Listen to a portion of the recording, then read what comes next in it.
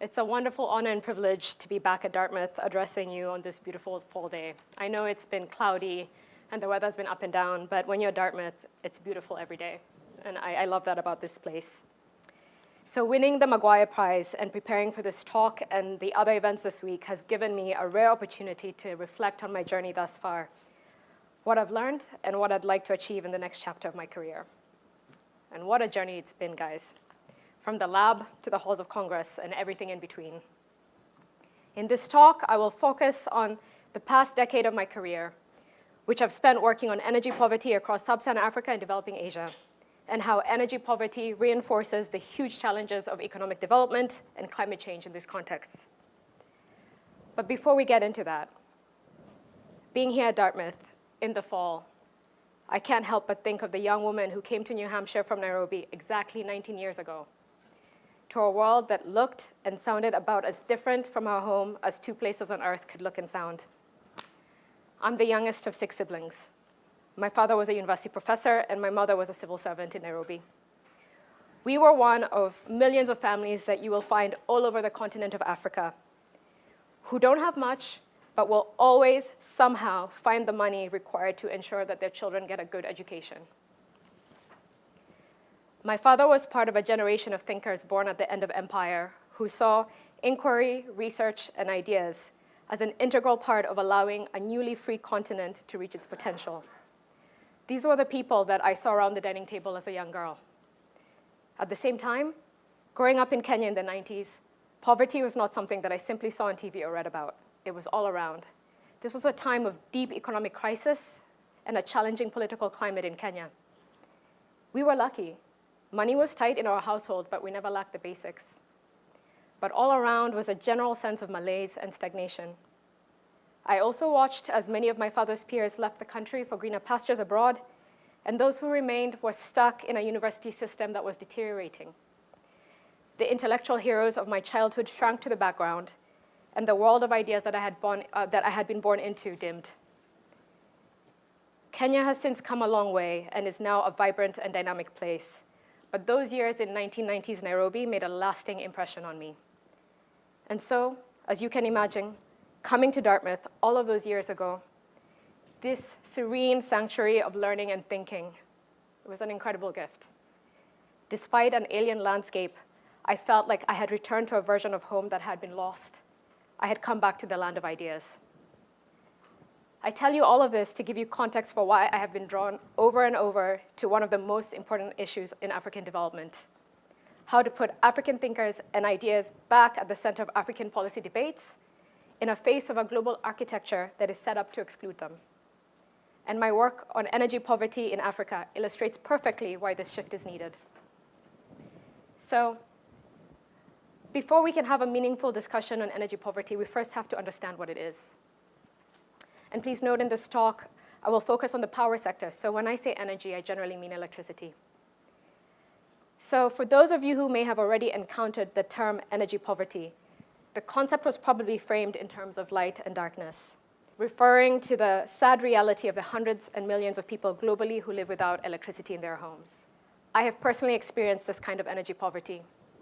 In fact, my sisters are here in the audience today, and they will remember the stash of candles and paraffin lamps that got us through the rolling blackouts that were a feature of life in 1990s Nairobi. And even today, I have close friends and relatives that experience this kind of darkness every day. But the energy poverty story is so much more than a light bulb, is about so much more than a light bulb. To really appreciate what energy poverty means, we have to understand its 3 major dimensions. 1, energy poverty runs deep and it runs wide. 2, well, energy poverty means that you're poor. And 3, energy poverty intensifies the climate crisis. Let's start with the breadth of energy poverty. So here are some of the statistics that we usually use when we talk about energy poverty. The numbers are staggering, but even these grim statistics are not enough to really drive home the point. My colleague Todd Moss came up with this graphic to illustrate what energy poverty is really about and how deeply it impacts these billions of people. As you can see, Todd's refrigerator, just one of the many appliances in a typical American home, consumes more electricity in a year than the average per capita consumption in several major African economies. This is what energy poverty looks like. it's not only that you don't have a refrigerator, which is true for the majority of households in Africa, but all of the energy production and consumption across your economy is so pitifully low. Which brings us to the second dimension of energy poverty. It seems obvious that if you're experiencing energy poverty, then you're also probably living in broader poverty. But it's important to understand that this is always true. It's true for people, and it's true for countries. No country has ever grown out of poverty without a steady supply of abundant, cheap energy to power productive sectors of the economy. As you can see from this chart, comparing income and electricity consumption, and that red circle there on the right-hand side, there is simply no such thing as a low-energy, high-income country. It does not exist. But let's think about these statistics in more human terms. Energy poverty has enormous impact on young people in Africa today. Without power to drive a healthy economy, millions of them can't find work. In Kenya, for example, where the cost and reliability of power are major issues, over a third of young people are unemployed. Put simply, no power, no productive centers, no jobs. Further complicating things is the third and final dimension of energy poverty. It makes the impacts of climate change even worse for the most vulnerable because their lack of energy hinders their ability to adapt. According to analysis from the IPCC, most Africans live in countries classified as highly vulnerable to climate change. And because of energy poverty, their adaptive capacity against climate impacts remains low. For example, increasing water scarcity will require pumped irrigation and desalination, which are highly energy intensive.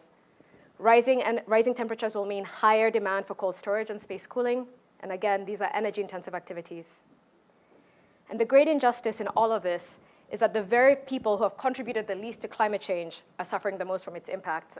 The African continent, which is the boxes in green on the bottom right side, is responsible for just under 3% of total global cumulative emissions.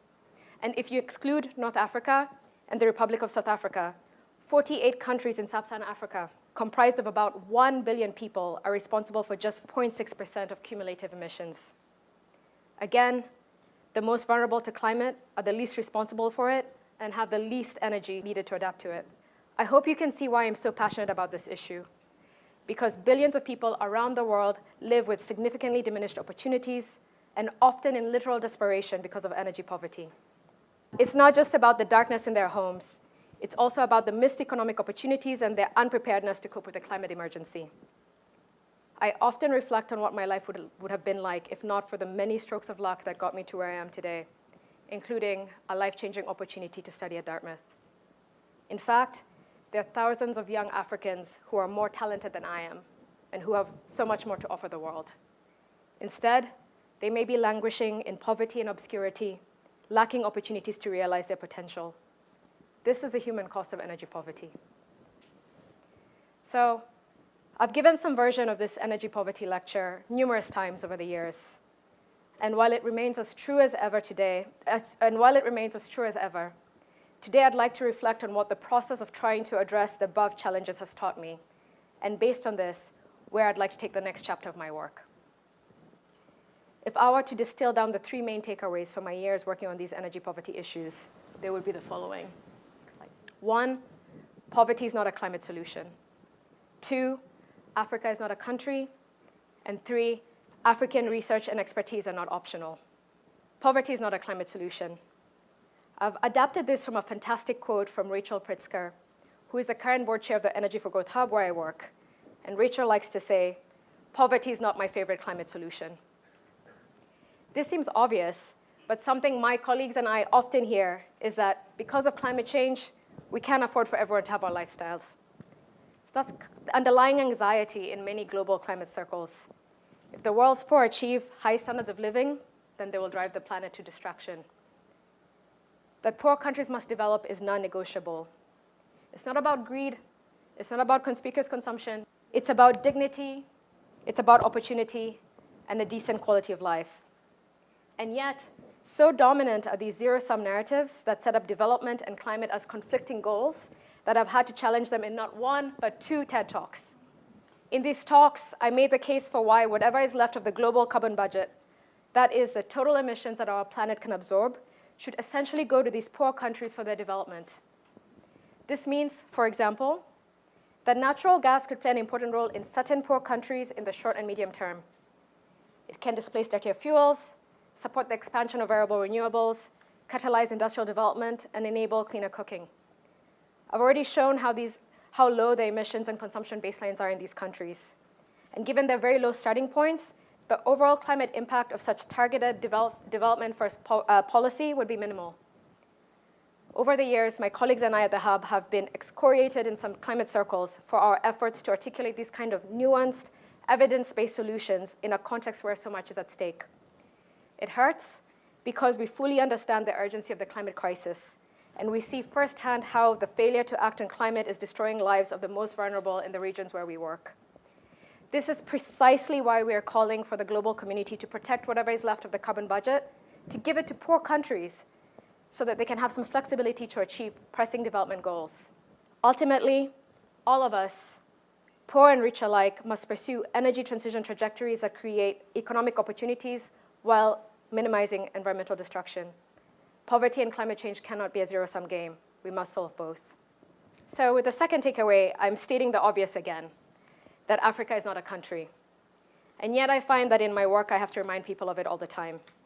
Even I have to admit that I often run afoul of this rule because it's so easy to talk in and convenient to talk in generalities.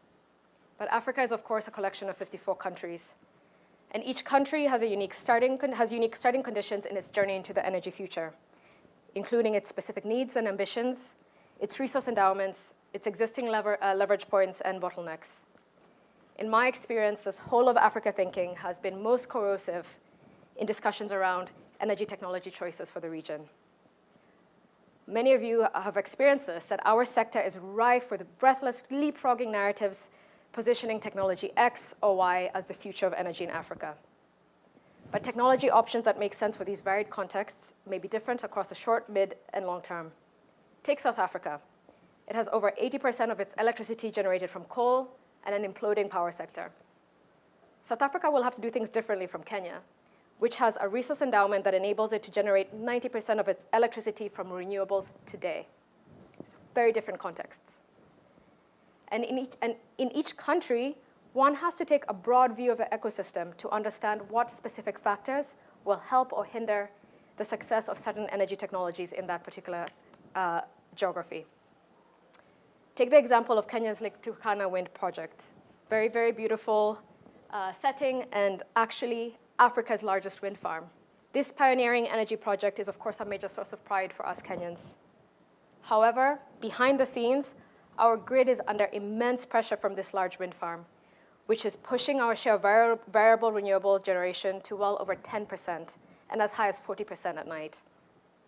Kenya's wind and solar shares are modest compared to standouts like Denmark and Germany, but they're high enough to cause problems with our grid stability, including contributing to a spike in nationwide outages over the past year. Just a few months ago, our airport was down because there was a nationwide outage. Our power grid just went down. It's because we're struggling to integrate these variable renewables. Kenya's renewable integration woes stem from a range of ecosystem challenges, including limited forecasting capabilities, poor automation, insufficient operating reserves, and a generally weak grid. So even a country like Kenya, which is Africa's green energy poster child, has a lot of work to do behind the scenes to realize its significant renewable energy potential. Whole of Africa thinking and generic silver bullet technology prescriptions obscure these important details and constrain our ability to make meaningful progress towards ensuring affordable, reliable, and sustainable energy in this region. Finally, African research and expertise are not optional. So here in the US or in Europe, it would be unthinkable for energy policy to be set from the outside by foreign experts and consultants. In African countries, in contrast, that's actually the norm. And it's built on a false assumption that we don't have the technical chops or the political sophistication to set our own policies. Let me walk you through how this plays out in the real world.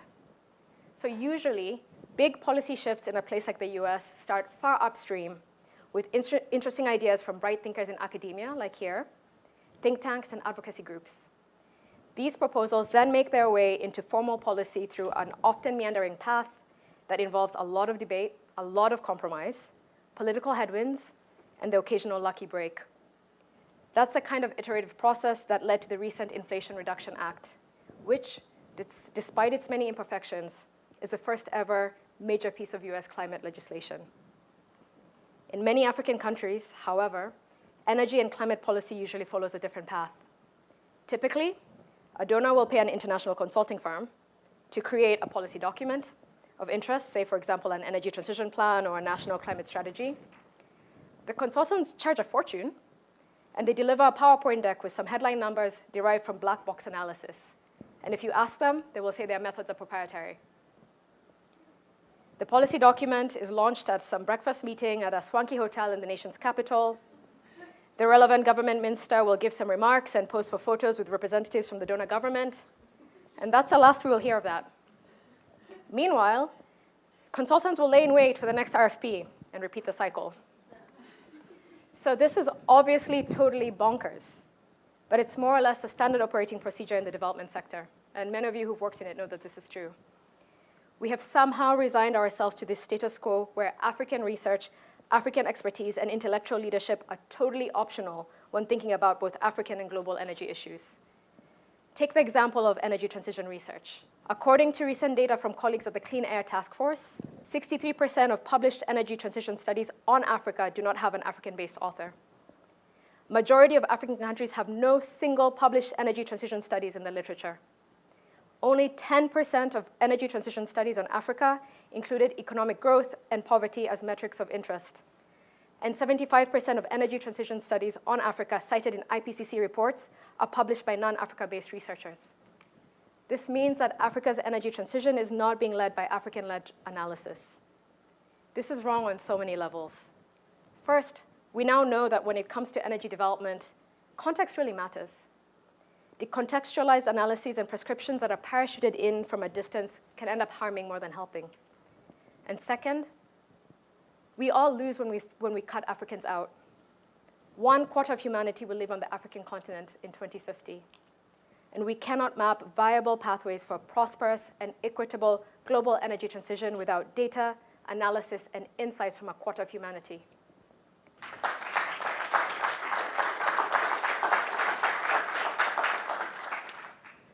Over my career so far, this lack of African intellectual leadership is an area that I have seen the least progress made. And yet it matters so much, and it tells us a lot about the wider power structures that shape the world. This dysfunctional status quo means that Africans are basically rendered invisible in their own policy discussions. By outsourcing all our thinking, it also weakens local technical and policy capacity, and it turns that false setting assumption of insufficient African expertise into a self-fulfilling prophecy. I left academia over a decade ago because I thought that I wanted to go out into the world and do real work and solve real problems. And yet, what I have consistently found is that the absence of academia and other parts of the local other parts of the local knowledge ecosystem is one of the biggest dysfunctions in this space. Without our own world-class centers of research and intellectual leadership, then we cannot develop, refine, and implement energy strategies that make sense for our context. We also can contribute our ideas and our insights into global discussions on how to solve these big problems, not just for us, but also for everyone in the world. So this is what led me to co-found the Mawazo Institute with my Dartmouth classmate, Rachel Strom 08, to help more African women complete their PhDs and launch careers as experts and thought leaders. And here are just some pictures of the wonderful, beautiful PhD candidates that we support across Africa right now in this fellowship program.